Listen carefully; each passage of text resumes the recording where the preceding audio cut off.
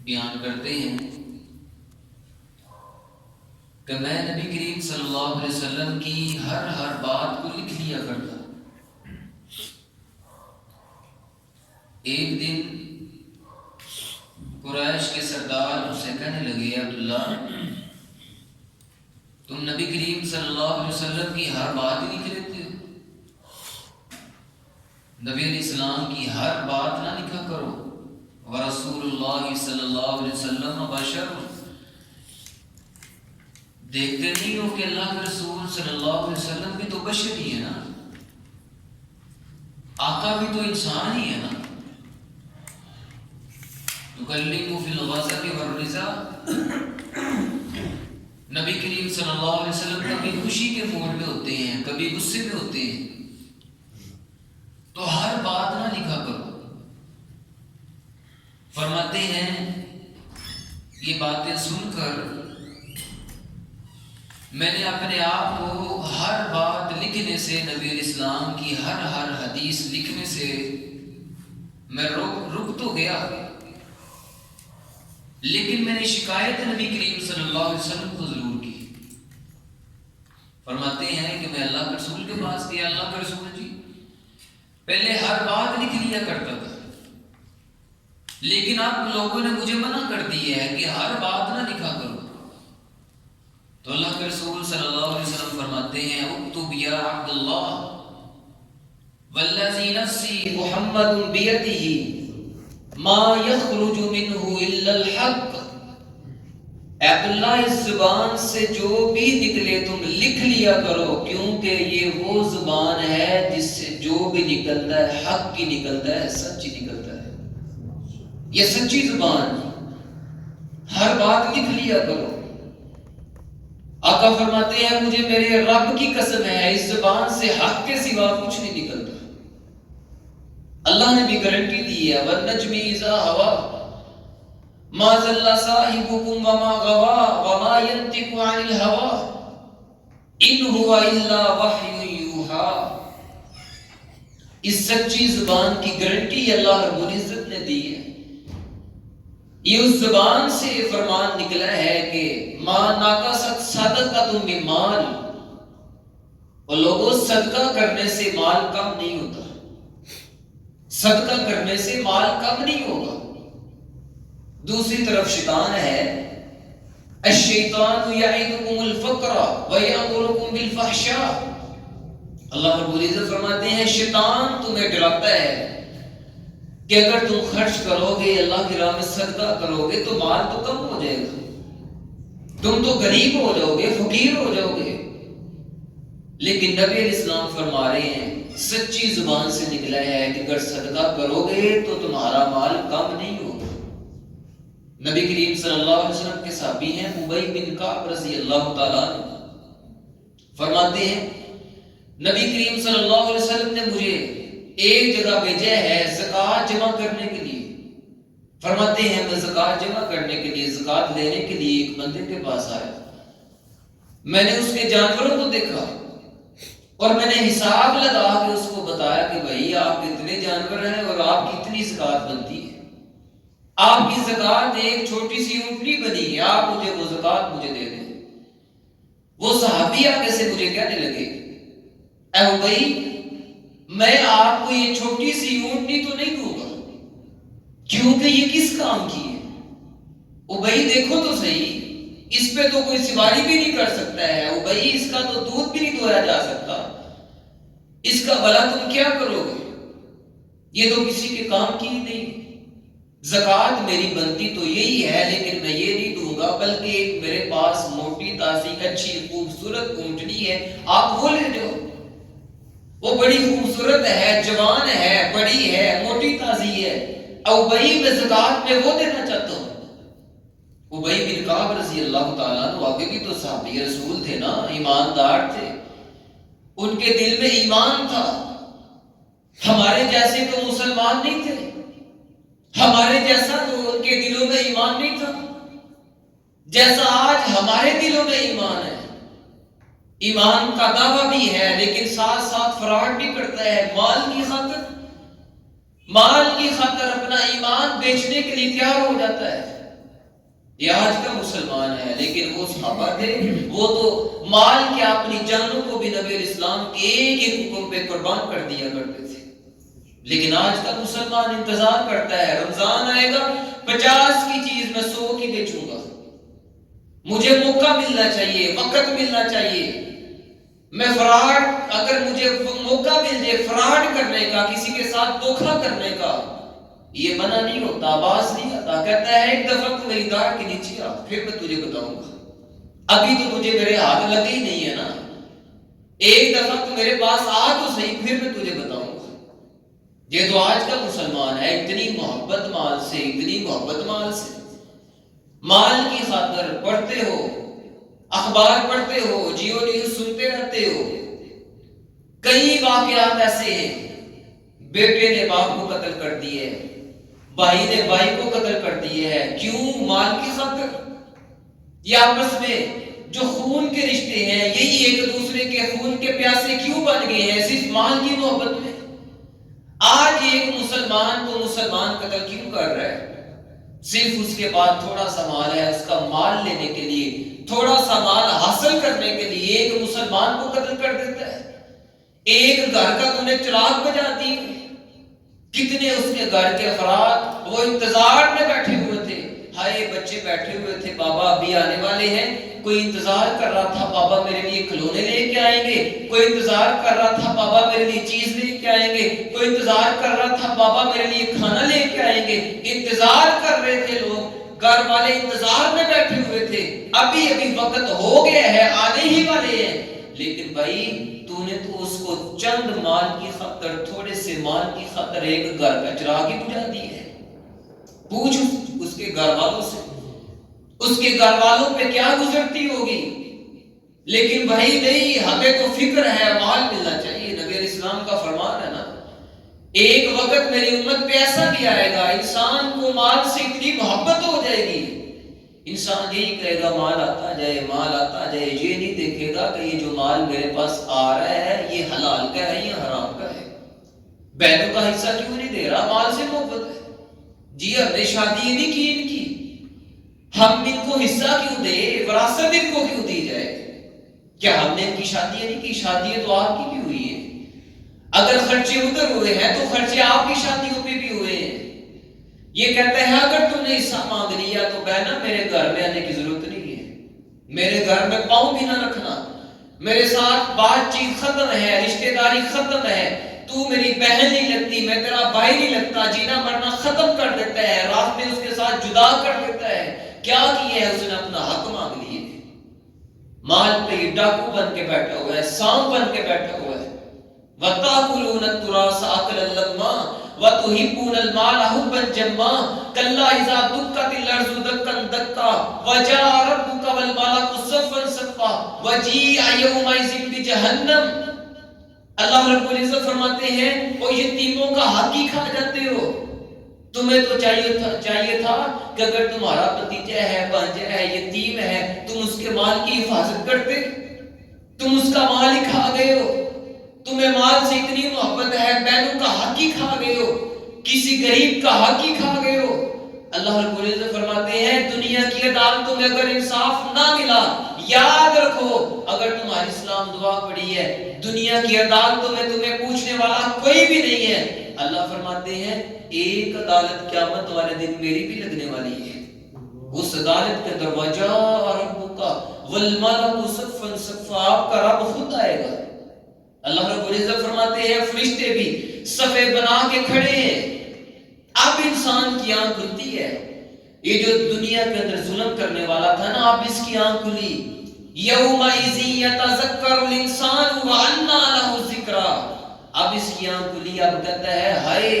ہائے میری ہلاکت، ہائے میں تو برباد ہو گیا، ہائے میں ہلاک ہو گیا۔ یومئذ یتذکر الانسان وانیٰ لہ الذکریٰ، اس وقت یہ کہتا ہے اللہ کو مجھے موقع دے دیا جائے، اب میں نصیحت حاصل کرنے کے لیے تیار ہوں، اللہ اپنے ایک بندے کے لیے تیار ہوں۔ اللہ جن جن پہ ظلم کیے، جن جن کا مال میں نے دبا کے رکھا، جن جن کا مال میں چھینتا رہا، غصب کرتا رہا، اللہ سب کو، حق والوں کو میں ان کا حق دینے کے لیے تیار ہوں۔ اب اس کو نصیحت ہو گئی ہے، لیکن اللہ فرماتے ہیں وَأَنَّا لَهُ الذِّكْرَىٰ، اب نصیحت حاصل کرنے کا کوئی فائدہ نہیں ہے۔ اس وقت تو کہتا ہے یومئذ یتذکر الانسان وَأَنَّا لَهُ الذِّكْرَىٰ،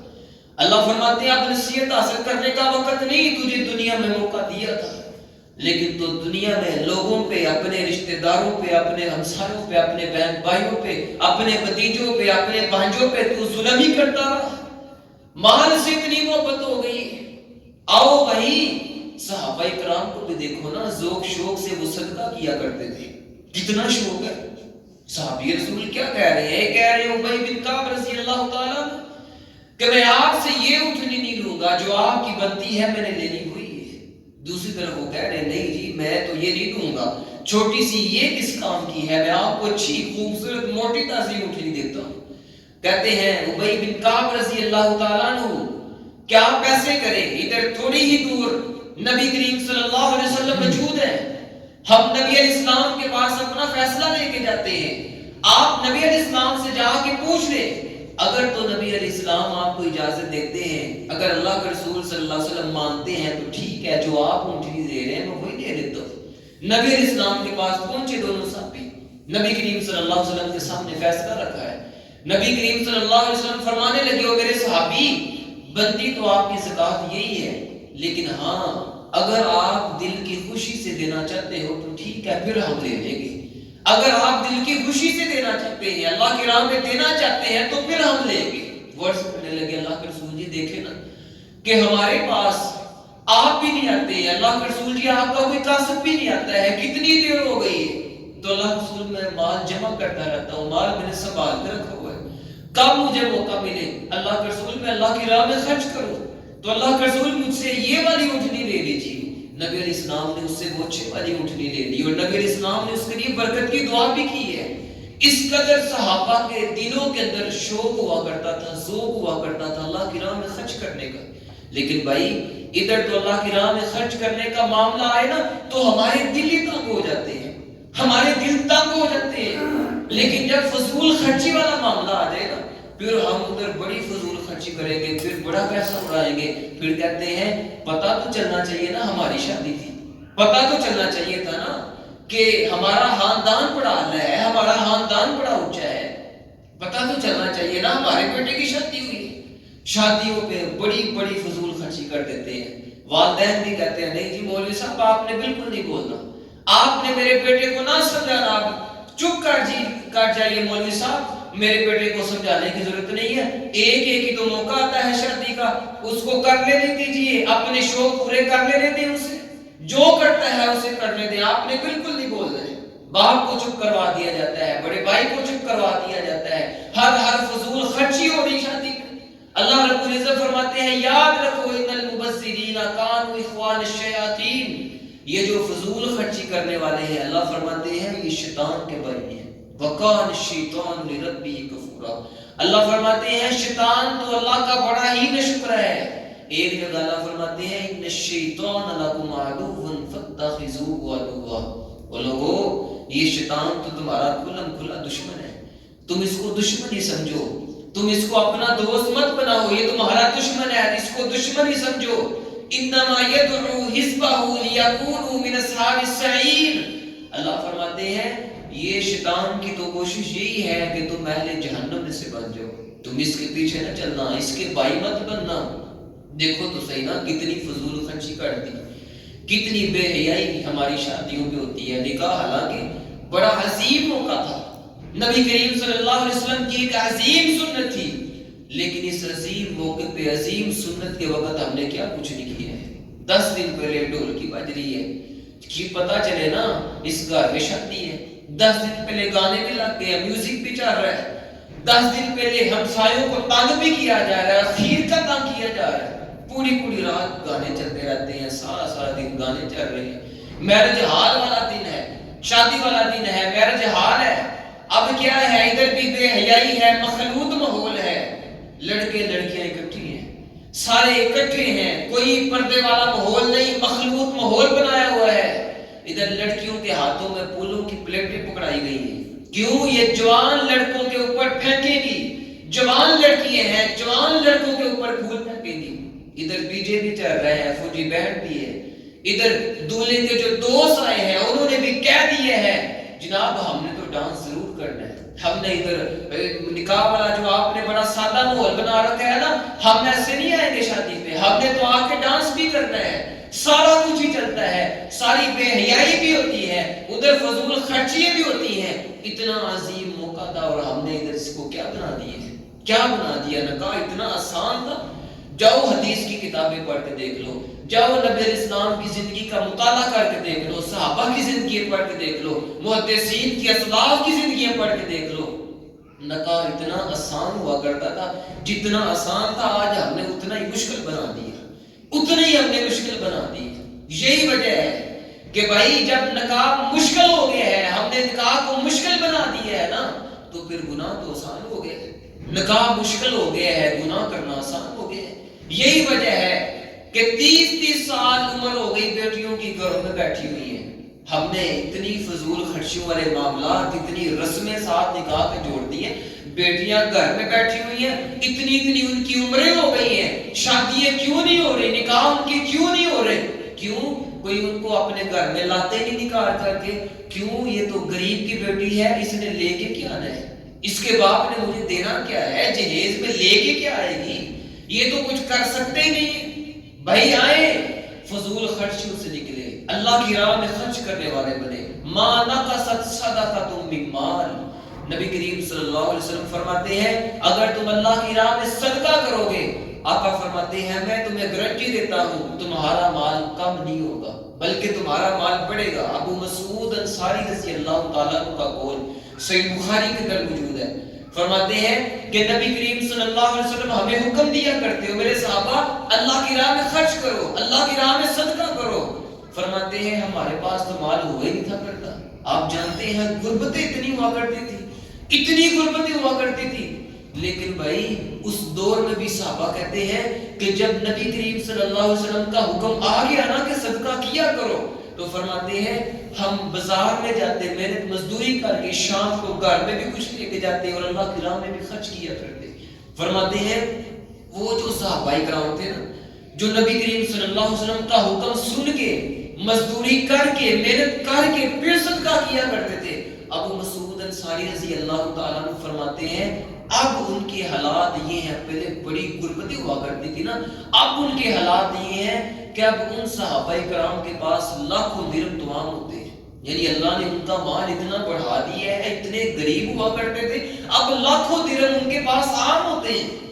ما نقصت صدقۃ من مال, فرمایا صدقہ کرو گے تمہارا مال کم نہیں ہوگا, مال بڑھے گا. فرشتہ دعا کرتا ہے, نبی علیہ السلام فرماتے ہیں ہر روز آسمانوں سے 2 فرشتے اترتے ہیں, ایک دعا کرتا ہے اللہ جو تیری راہ میں خرچ کرے تو اس کے مال کے اندر اضافہ فرما, اللہ تو برکتیں دے, رحمتیں دے, لیکن جو تیری راہ میں خرچ نہیں کرتا, اپنے مال کو روک لیتا ہے, اے اللہ تو بھی اس سے اپنی رحمتوں کے, اپنے برکتوں کے خزانوں کو روک لے. دعائیں بھائی اللہ کی راہ میں خرچ کرنے والے بنے. آقا فرماتے ہیں صدقہ کرو گے, صدقہ کرنے سے تمہارا مال کم نہیں ہوگا. دوسری چیز نبی علیہ السلام فرماتے ہیں ما زاد اللہ عبدا بعفو الا عزا, جو بندہ کسی کو معاف کر دیتا ہے اللہ پاک اس کی عزت کے اندر اضافہ فرما دیتے ہیں. آج ہم تو سمجھتے ہیں نا اگر میں نے فلاں سے معافی مانگ لی میری تو عزت میں فرق آ جائے گا, میری تو شان کم ہو جائے گی. لیکن نبی علیہ السلام فرما رہے ہیں شان کم نہیں ہوگی, تمہاری عزت کم نہیں ہوگی. تم معاف کرو گے اللہ کے بندوں کو, اللہ تمہیں بھی معاف کر دے گا, اللہ تمہاری شان میں, تمہاری عزت میں, تمہارے مقام میں اضافہ بھی فرما دے گا. دیکھو تو صحیح ابو بکر صدیق رضی اللہ تعالیٰ عنہ, جب عائشہ رضی اللہ تعالیٰ عنہ ان پہ تہمت لگی نا, منافقوں نے تہمت لگائی, تہمت لگانے والوں کے اندر نا ابو بکر صدیق رضی اللہ تعالیٰ عنہ کے رشتہ دار ہیں مصطح رضی اللہ تعالیٰ عنہ, وہ بھی شریک ہو گئے, غلطی سے وہ بھی شریک ہو گئے تہمت لگانے والوں کے. ابو بکر صدیق رضی اللہ تعالیٰ عنہ ان کو نا ماہانہ خرچہ دیا کرتے تھے. اب بڑا دکھ ہوا, آپ جانتے ہیں کہ اگر کوئی باہر کا بندہ, کوئی اجنبی بندہ اگر کوئی ایسا معاملہ کرے, عزت میں بات کرے, تو دکھ تو ہوتا ہے اس کا بھی, لیکن اگر یہی کام, یہی حرکت کوئی اپنا رشتہ دار کرے تو دکھ زیادہ ہوتا ہے. جناب ابو بکر صدیق رضی اللہ تعالیٰ عنہ کو بڑا دکھ ہوا کہ یہ بھی میری بیٹی پہ تہمت لگانے والوں میں شریک ہے, حالانکہ میرا رشتہ دار بھی ہے, میں اس کو ماہانہ خرچہ بھی دیتا ہوں. ابو بکر صدیق رضی اللہ تعالیٰ کو غصہ آیا اور فرمانے لگے آج کے بعد مصطفیٰ پہ میں نے کچھ بھی خرچ نہیں کرنا۔ ابو بکر صدیق رضی اللہ تعالیٰ نے جب یہ بولا نا، یہ بات کی، تو اللہ نے آسمانوں کی بلندیوں سے قرآن نازل کر دیا۔ اللہ رب العزت فرمانے لگے الا تحبون ان یغفر اللہ لکم،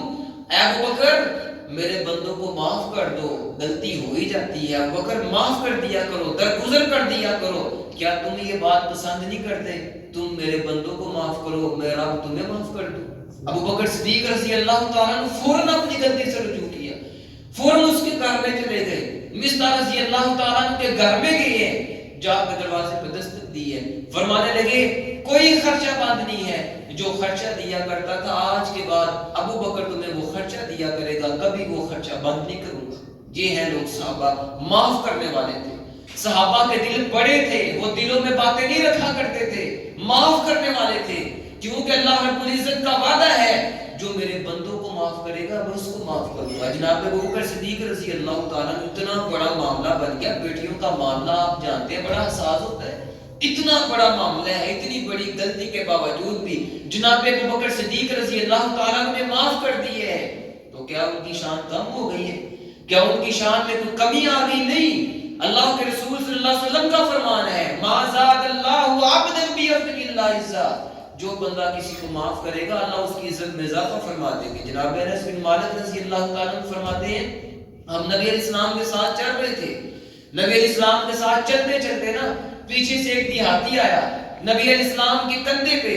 ایک چادر تھی جس کے کنارے پر ایک موٹے تھے، فرماتے ہیں پیچھے سے ایک دیہاتی آیا، اس نے چادر کو پکڑا ہے، زور سے کھینچا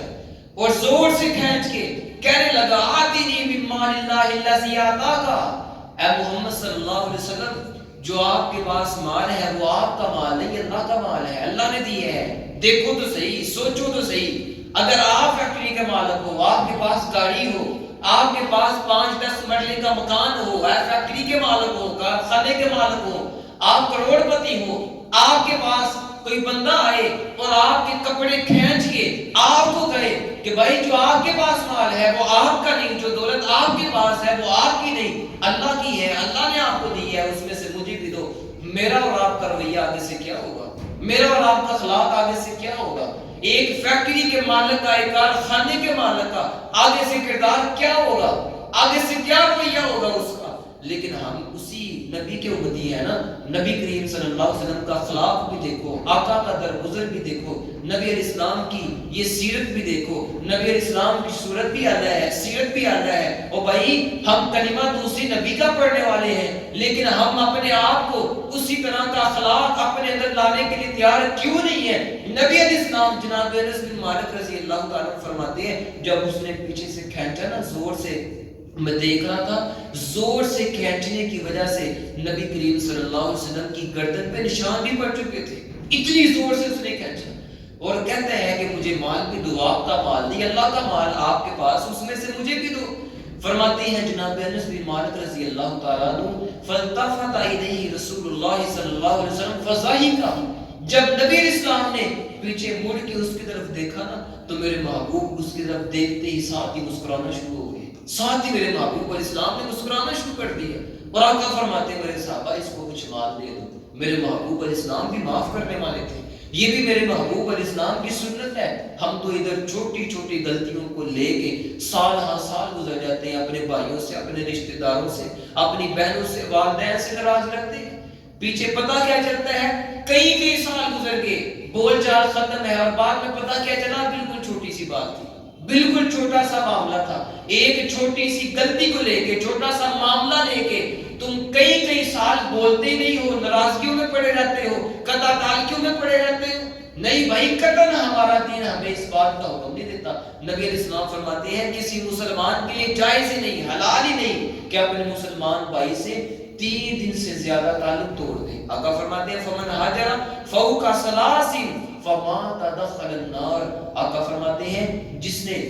اپنے کسی رشتہ دار، اپنے کسی بھائی سے 3 دن سے زیادہ اسے تعلق توڑ کے رکھا نا، 3 دن سے زیادہ ناراض رہا، آقا فرماتے ہیں اور اسی حالت میں اس کو موت بھی آ گئی، فمات فدخل النار، مرتے ہی اللہ رب العزت اس بندے کو جہنم کا ایندھن بنا دیتے ہیں۔ آئے بھائی غلطیاں انسانوں سے ہی ہوتی ہیں، غلطیوں کو دور کرتے ہیں، انسانوں کو، رشتہ داروں کو دور نہیں کرتے ہیں۔ ما زاد اللہ عبدا بعفو الا عزا، فرمایا معاف کرو گے اللہ تمہاری عزتوں میں اضافہ بھی فرما دے گا۔ تیسری چیز وما تواضع احد للہ الا رفعہ اللہ، آقا فرماتے ہیں جو بندہ عاجزی اختیار کرتا ہے، جو بندہ جھک جاتا ہے، تواضع اختیار کرتا ہے، اپنے اندر انکساری لے کے آتا ہے، آقا فرماتے ہیں جتنا یہ جھکتا ہے اللہ اس کو اتنا ہی بلند کر دیتے ہیں۔ یعنی اللہ رب العزت کو انکساری پسند ہے، تواضع پسند ہے۔ نبی علیہ السلام فرماتے ہیں اللہ رب العزت نے نا میری طرف وحی کی ہے، اللہ رب العزت نے وحی کے ذریعے مجھے بتایا ہے کہ میرے محبوب اپنے امتیوں کو بتا دیجئے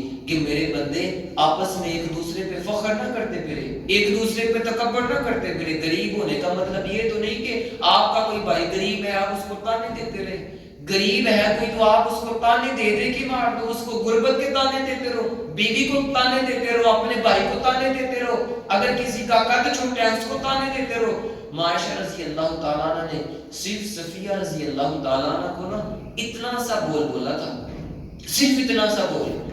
کہ آقا وہ صفیہ جو چھوٹے قد کی ہے، آقا چھوٹے قد کی صفیہ، معاشہ رضی اللہ تعالیٰ نے صرف اتنا بولا ہے۔ نبی علیہ السلام فرماتے ہیں عائشہ تو نے آج ایسی بات کی ہے اگر تیرے اس جملے کو سمندر کے اندر ڈال دیا جائے عائشہ ایک بول کی وجہ سے سارے سمندر کا پانی کڑوا ہو جائے گا، اتنا کڑوا تو نے آج جملہ بولا ہے۔ اس لیے کوئی کسی پہ فخر نہ کرتا پھرے، اللہ کے ہاں کوئی خاندانوں سے اعلیٰ نہیں بنتا، اللہ کے ہاں مقام ان زمینوں کی وجہ سے، فیکٹری اور کارخانوں کی وجہ سے، دولتوں کی وجہ سے، حسن کی وجہ سے، تمہارے اچھے اور بڑے مالدار ہونے کی وجہ سے، تمہارے سٹیٹس کی وجہ سے اللہ کے ہاں مقام نہیں بنتا، اعلیٰ خاندان ہونے کی وجہ سے اللہ کے ہاں مقام نہیں بنتا، بلکہ اللہ فرماتے ہیں ان اکرمکم عند اللہ اتقاکم، معزز اور شان والا اور مقام والا میرے نزدیک وہ ہے جو مجھ سے سب سے زیادہ ڈرنے والا ہے۔ اس لیے کوئی کسی پہ اکڑتا نہ پھرے، تکبر نہ کرتا پھرے، کوئی کسی کو تانے نہ دیتا پھرے۔ اللہ کے رسول صلی اللہ علیہ وسلم فرماتے ہیں اللہ کے رسول صلی اللہ علیہ وسلم فرماتے ہیں کہ جو تکبر کرتا ہے لا يدخل الجنت من کان فی قلبہ مثقال ذرۃ من کبر، جس کے دل کے اندر ذرے کے برابر بھی تکبر آ گیا، آقا فرماتے ہیں وہ بندہ جنت میں داخل نہیں ہوگا۔ یہ تین چیزیں نبی علیہ السلام نے فرمائی ہیں، بیان کی ہیں۔ آقا فرماتے ہیں تم اس سے گارنٹی لے لو کہ ماں نقص الصدقۃ من مال، کہ جو بندہ صدقہ کرتا ہے اللہ کی راہ میں خرچ کرتا ہے اللہ رب العزت کبھی اس کا مال کم نہیں ہونے دیتے۔ آقا فرماتے ہیں ما زاد اللہ عبدا بعفو الا عزا، جو اپنے رشتہ داروں کو، اپنے ہمسایوں کو، اپنے بھائیوں کو، مسلمانوں کو معاف کرنے والا ہے، غلطی ہوتی رہتی ہے معاف کر دیتا ہے، آقا فرماتے ہیں اللہ اس کی عزت میں اضافہ فرما دیتے ہیں۔ وما تواضع احد للہ الا رفعہ اللہ، جو بندہ عاجزی اختیار کرتا ہے یعنی اپنے دل سے تکبر کو نکال دیتا ہے، تواضع اختیار کرتا ہے، اللہ کا عاجز بندہ بن جاتا ہے۔ اللہ کے رسول صلی اللہ علیہ وسلم فرماتے ہیں جتنا جھکتا ہے، جتنی اس کے اندر عاجزی آتی ہے، اللہ اس کو اتنی شان، اتنا مقام، اللہ اس کو اتنا ہی بلند کر دیتے ہیں۔ اللہ رب العزت سے دعا ہے اللہ رب العزت سے ایمانوں میں مجھے آپ کو اس پر عمل کرنے کی توفیق عطا فرمائے۔ وقول قولی ھذا استغفر اللہ لکم